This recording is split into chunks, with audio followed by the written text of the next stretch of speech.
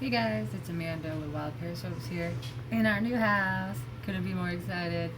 So today we're going to be making our Gardenia restock since we apparently have sold out of it at a few different locations. So let's go ahead and give her a shot.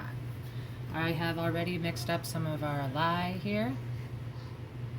And I have our water ready to go to make our lye solution. Where's my stick? There it is. Alright, so let's go ahead and put our lye into our water and we'll get going. And of course, you know we always put our lye into our water, not the other way around, so we don't explode.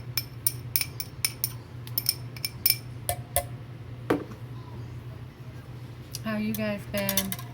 I have absolutely missed you, and I'm so excited to be doing more videos in our new house. And starting off with a lot of brand new adventures, like our Juniper General Store is finally opening up with all awesome alcohol and coffee. Just went over there the other night and they had an orange and vanilla cider. That was to die for. So good, not too sweet. It was really nice. They have some really unique beers there. They have some like really cool local handmade stuff, some purses, jellies, jams, and of course, Wild Pear Soaps. So make sure you stop over at Juniper General Store, located next to the Horse and Hounds Plaza off State Road 27. Pick up some of your girls' stuff. I'd really appreciate it. So this seems like this is dissolved just good enough to where we can go ahead and add it to our oils. Right here I already have our oils ready to go. I have our olive oil and our coconut oil and our sunflower oil all put together. Go ahead and add this girl in. Today I'm going to be making Gardenia Hot Process style, which is honestly the only soap that I specifically do hot process style, because it's a floral and it likes to accelerate, meaning it gets really thick really fast. And hey, sometimes that's a good thing, but not in a soap world. So here we go. We're going to make sure our oils are nice and melted. Thank you. So we're making sure our oils are nice and melted, really smooth. So we are ready to go. Why? And of course, there's my little man. Say hey. Hey. So our lye solution is going to go into our oils, and now this girl is going into our crock pot. We're going to set this on low, and we're going to bring these oils and solution up to trace for a little bit. And then basically just kind of let it sit, let it do its thing. That's the joys of crock pot hot process, is that it goes really fast and that you don't have to worry too much about cure time. It's a lot faster because you're basically cooking through the saponification process instead of letting it cure out like you would in cold process. So let's get this guy plugged in.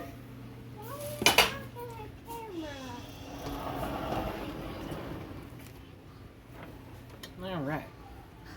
Always helps to have stuff plugged in. Okay, so as you can see, this is a normal, boring crock pot. Nothing too fancy going on. Hello. And you. We have our oils ready to go. Okay.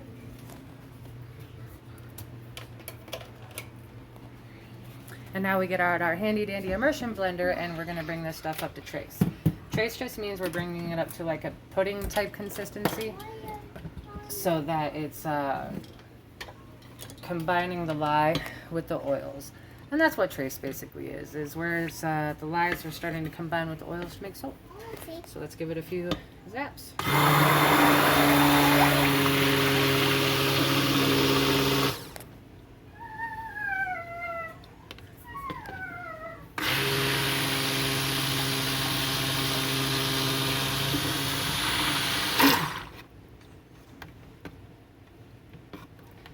Now I could be taking a lot of more time and trying to reduce my air bubbles by doing more stirring than pulsing, but with hot process, that kind of stuff doesn't really matter as much because it all kind of cooks out into this beautiful like Vaseline gel texture in the end.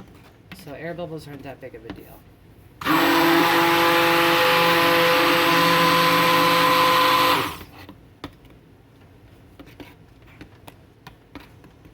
Almost there.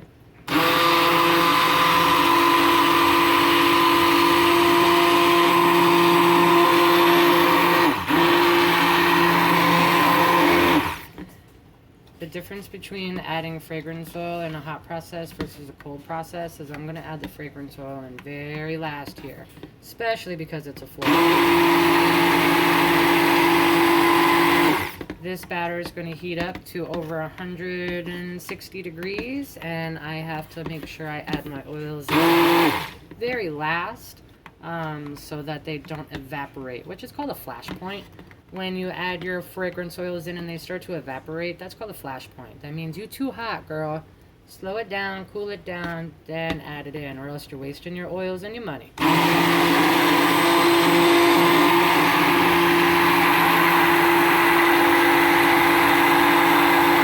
We're just about there.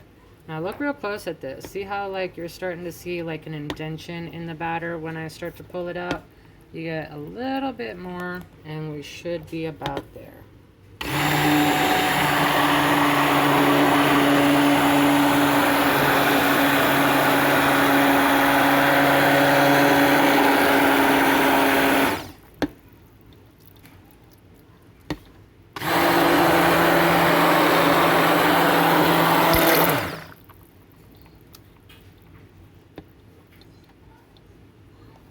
Yep, that's good enough for me.